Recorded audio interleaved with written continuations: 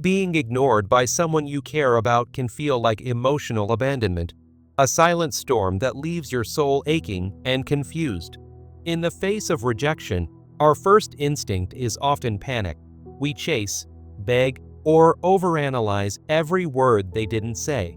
But real healing begins when you stop reacting from fear and start observing the pain with honest self-awareness. The worst thing you can do is lose yourself while trying to win someone back who's no longer seeing you clearly.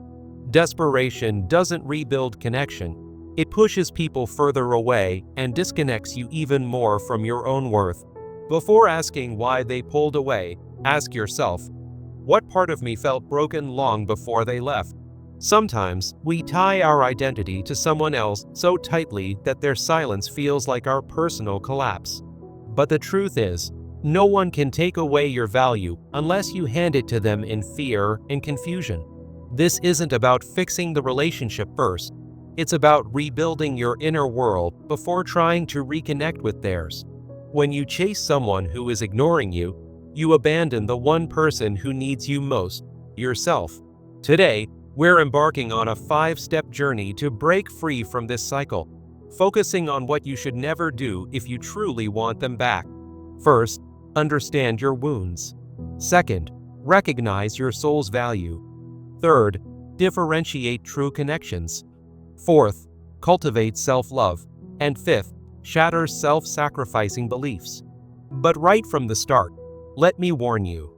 Never bombard them with messages or obsess over their behavior, as this only stems from projections that hinder your growth.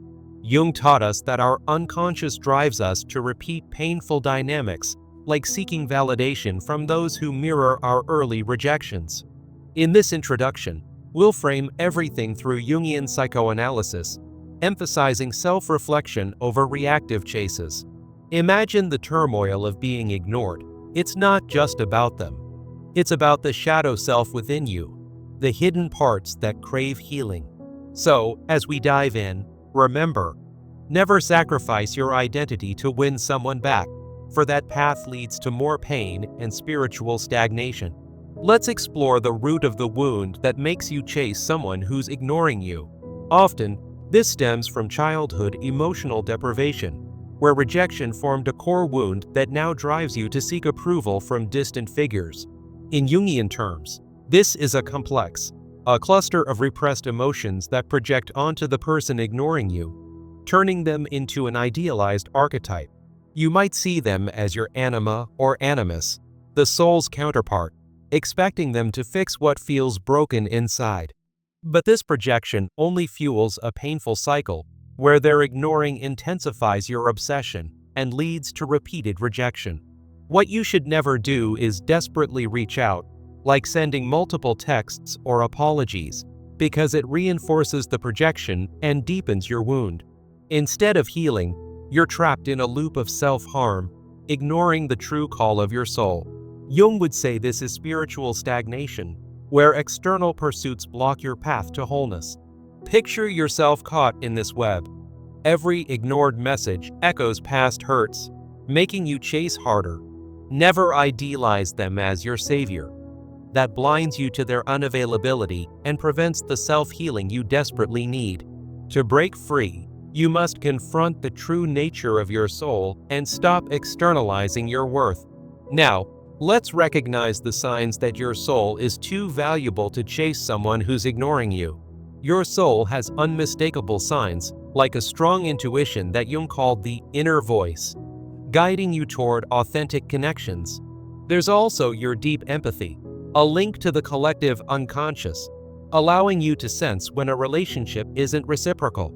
Natural creativity flows from your self-archetype, expressing your true essence rather than chasing illusions. And that inexplicable magnetism you carry, an aura of authenticity that draws in those who truly see you.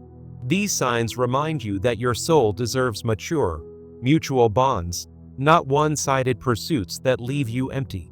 What you should never do is dismiss your intuition by rationalizing their ignoring as just temporary, undervaluing your own worth. Engaging in self-doubt or comparing yourself to others only stems from shadow projections. keeping you stuck in unhealthy dynamics. Once you honor these signs, you can differentiate a true soul connection from mere fantasy. Understanding your soul's value helps you avoid wasting energy on someone who's ignoring you, opening the door to real growth. Next, let's differentiate a soul connection from simple attraction and how to avoid chasing the wrong person. A true soul connection fosters your individuation, encouraging growth rather than draining you with inconsistency and ignoring. It brings emotional stability, with deep, grounded feelings that promote mutual engagement, not impulsive chases born of desperation. Honest reflection is key. It mirrors your shadow and light, helping you achieve wholeness, unlike the avoidance signaled by their ignoring. Superficial attraction, on the other hand, is intense but fleeting, often based on projections like seeing them as a rescuer archetype. To clarify this, try a practical exercise. A 3-level emotional journal after encounters. Level 1. Document the facts. Level 2. Explore your projections. Level 3. Reflect on your soul's genuine needs. This helps you avoid reactive behaviors that sabotage your path. What you should never do is confuse projection-driven attraction with a real connection by overanalyzing their ignoring, like thinking, "If I try harder, they'll return." Acting on impulses, such as stalking their social media or making grand gestures, only disrupts your emotional stability and hinders true differentiation. By committing to this process, you'll attract real soul connections without sacrificing your peace. Now, let's talk about complete self-love and how it means you'll never chase someone who's ignoring you. In Jungian terms, self-love is about accepting your shadow, the unconscious wounds, and respecting your needs to honor the self-archetype. When you achieve this, it raises your standard for love, naturally filtering out those who ignore you and fostering an inner sense of completeness. It prevents codependency, allowing you to draw in reciprocal connections rather than chasing voids that never fulfill you. Practice a simple ritual like mirror work. Stand before a mirror and affirm daily, "My soul is whole," regardless of external validation. This integrates your shadow and builds resilience against the pull of rejection. What you should never do is sacrifice your boundaries for their attention, such as apologizing excessively or changing yourself to win them back. Using self-love as a manipulative tool, like pretending to be over them to provoke a response, is inauthentic and blocks your individuation. True self-love transforms your energy, making you magnetic to those who match your wholeness. Finally, let's break the belief that, to get them back, you must sacrifice yourself. This harmful belief often originates from upbringing or cultural norms, where love is equated with sacrifice, projecting onto the ignoring person as a savior archetype. The consequences are devastating: codependency, loss of identity, and spiritual depletion, trapping you in a cycle of pursuit and rejection. Jung offers a new framework: love as a mutual, balanced exchange that honors boundaries and the self, rather than unilateral sacrifice. To practice this, create a yes/no list. Catalog things you won't compromise on, like never chasing someone who ignores you, to confront your shadow. Also, work on assertive communication. State your needs without pleading, fostering healthy interactions. What you should never do is engage in self-sacrifice, ignoring your feelings to prove your worth, as it only reinforces the shadow and repels authentic connections. Falling into rescuer fantasies, like thinking, "If I fix their issues, they'll stop ignoring me," leads to emotional depletion and halts your growth. By breaking this belief, you open yourself to balanced, soul-aligned relationships. In sharing this message, remember, healing isn't about chasing harder. It's about loving your soul first, releasing projections, and embracing your wholeness. What you should never do is use this wisdom to seek validation from the person ignoring you. Instead, let it fuel your personal growth. To put it into action, start a 30-day journal practice. daily entries on your wounds, soul signs, and projections, logging times you resisted the urge to chase.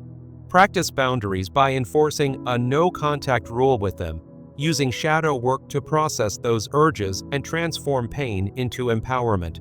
Share your journey in a supportive community, focusing on collective individuation, but never for advice on winning them back. Through these steps, you'll ensure you never repeat self-sabotaging patterns, stepping into a life of genuine, reciprocal connections. Why do we chase those who ignore us, only to repeat the same patterns of rejection and self-harm? This question cuts deep, drawing from Carl Jung's concept of the shadow self, the hidden parts of our psyche that drive us to project our unmet needs onto someone who's pulling away. In moments of silence from another, our unconscious wounds surface, urging us to act out of desperation rather than wisdom. Jung taught us that these wounds often stem from repressed childhood experiences, forming complexes that make us seek validation from those who withhold it. Imagine carrying an invisible burden, a core complex that whispers, "If I just try harder, they'll see my worth." But this path leads nowhere, as it ignores the archetype of the soul, the self, that represents our true essence and potential for wholeness. Instead of chasing shadows, we must embark on Jung's individuation process, integrating our shadow to break free from external dependencies. Today, I'll guide you through a 5-step journey. First, understand your wounds.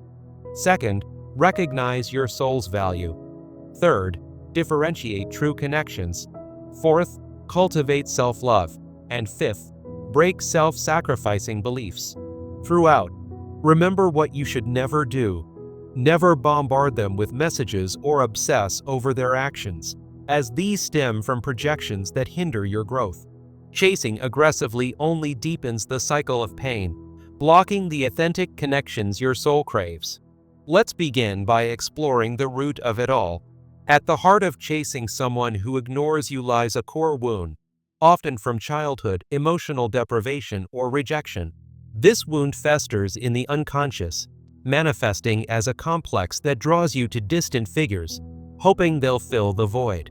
Jung would call this a projection of the anima or animus, the idealized counterpart of your soul, turning the ignoring person into a savior in your mind. But this illusion traps you in a painful loop, where their silence fuels your obsession and leads to repeated rejection. You might feel an urge to reach out desperately, sending texts or apologies, but never do that. It only reinforces the projection and deepens your wound. Idealizing them as your rescuer blinds you to their unavailability, preventing the self-healing Jung advocated. To break this cycle, confront the true nature of your soul and stop externalizing your worth onto someone who's already distant. Now, let's shift to recognizing the signs that your soul is far too valuable to chase the ignoring.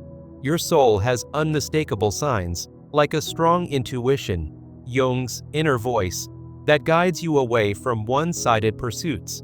Deep empathy, drawing from the collective unconscious, reminds you that you deserve reciprocal connections, not endless chasing.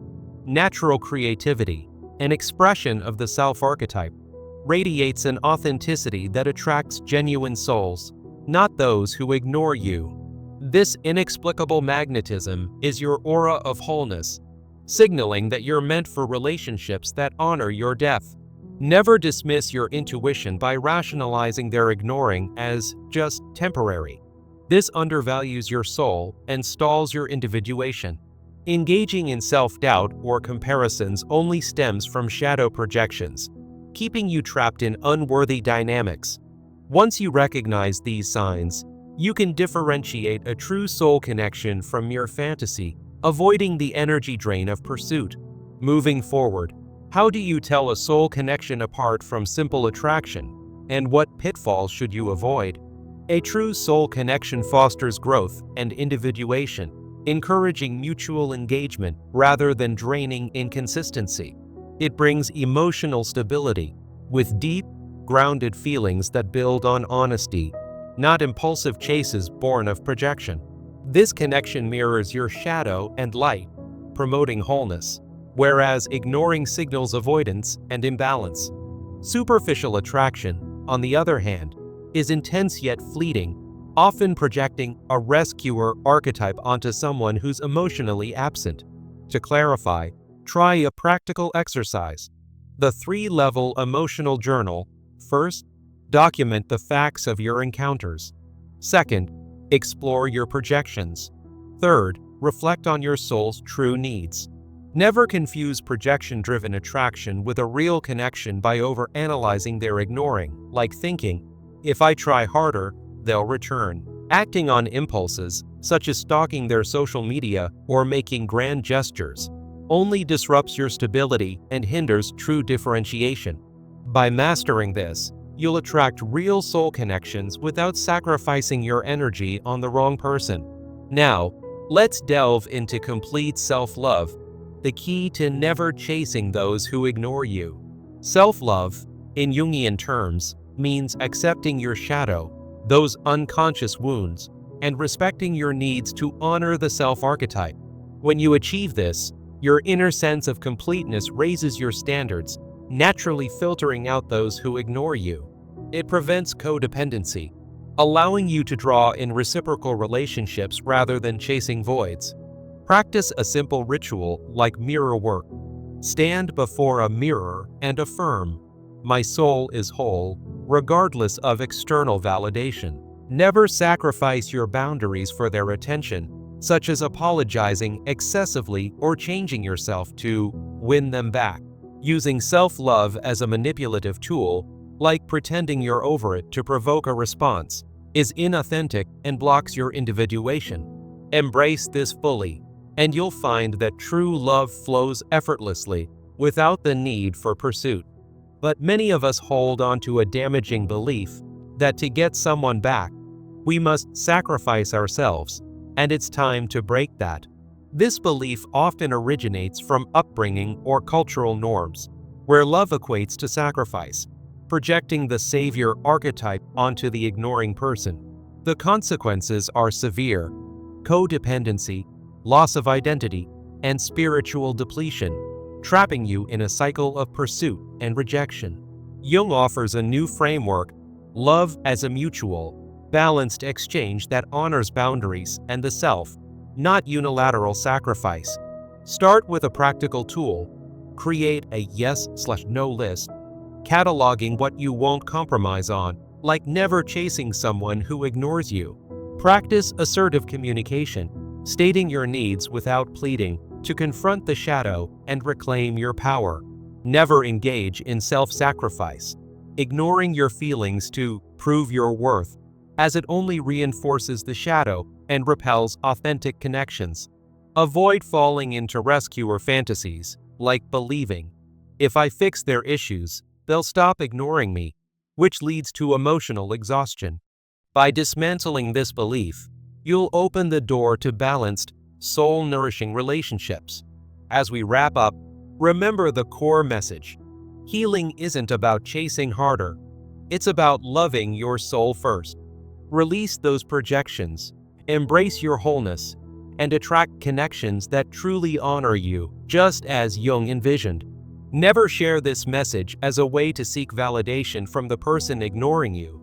Instead, use it for your own growth. Let this be a reminder that your journey is personal, not dependent on their response.